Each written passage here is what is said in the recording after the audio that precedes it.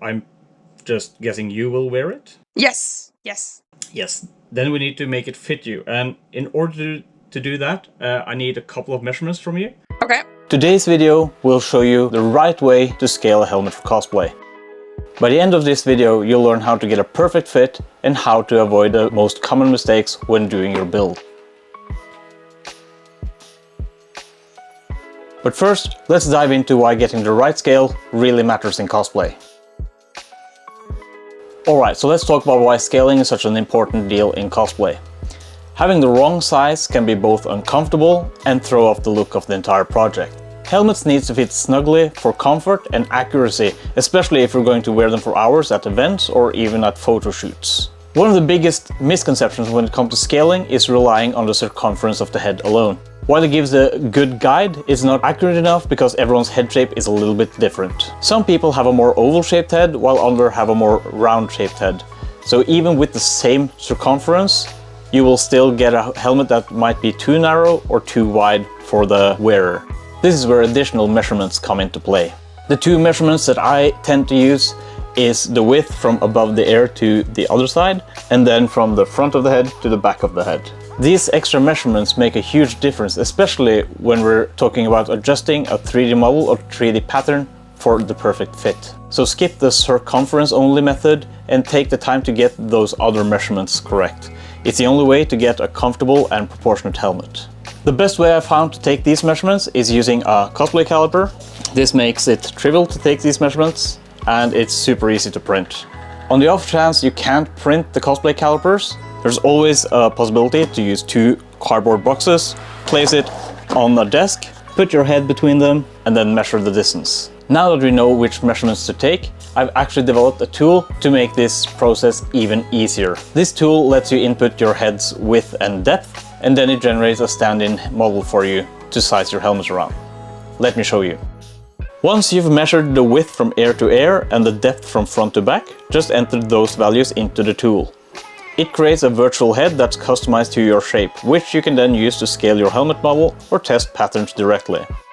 This tool removes the guesswork, so you're not just hoping the helmet fits. Instead, you get a precise stand-in head model that reflects your unique proportions, and that makes the scaling process a lot more reliable. If you're serious about getting a perfect fit, try this tool out. It saved me tons of time and a lot of frustration. The next steps after I get the stand-in helmet is importing it into Blender and then importing the helmet into Blender as well. Then I scale the helmet to make sure it fits my head. Make sure you do not scale the head itself. I use some tricks in Blender to make sure that I can look inside the helmet when I'm scaling. This way it gives me a better fit. Make sure that when you scale the helmet, you leave room for padding. You always need padding. Look around the scene, make sure that the eyes line up with the eye holes in the helmet, and check from multiple angles as well. Not only from the side, but from the back as well. When you're happy with the helmet, make sure to go to the item tab and take note of the values on the scale portion. This will tell you how many % you will scale the helmet to. In this particular instance, 89.5%. Another option is to use Windows built-in 3D Builder. Add, accept the size, add the helmet, accept the size, rotate it so it's the correct orientation, and then move it into position over the head. In this view you can't really tell much what's happening, so go to view and hit X-ray and you will see the head on the inside here. You need to switch back and forth doing this. Make sure you only have the helmet selected, place it where you want it on the head, then do some scaling. Make sure it's locked so you scale everything the same.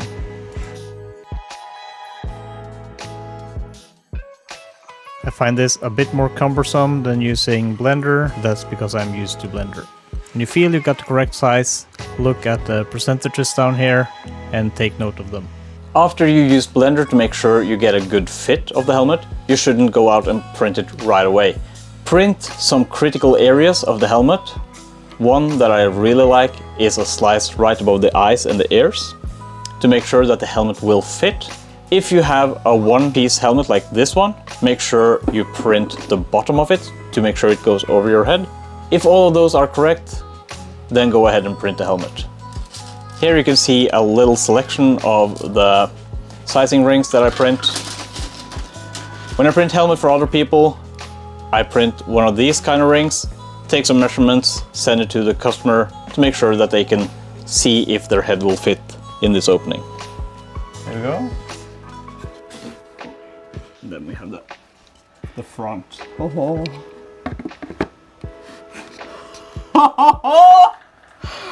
Yes! But it looks like it fits you. Yes. We don't need much padding. We will add some padding up here. We might add some on the side just to make it more stable. Yeah. But other than that, we're golden. So there you have it, the correct way to scale helmets for cosplay. Give it a shot and let me know if this process worked for you. Also, feel free to let me know in the comments which helmet you're currently working on right now. Goodbye!